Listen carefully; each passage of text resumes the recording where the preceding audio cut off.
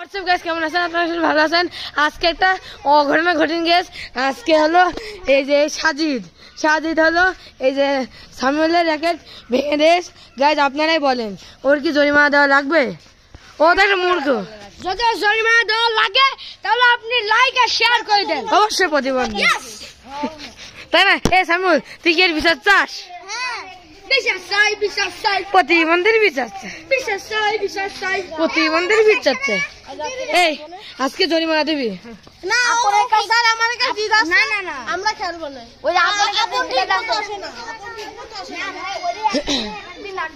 আলিফ, তুই কি বলতে চাস?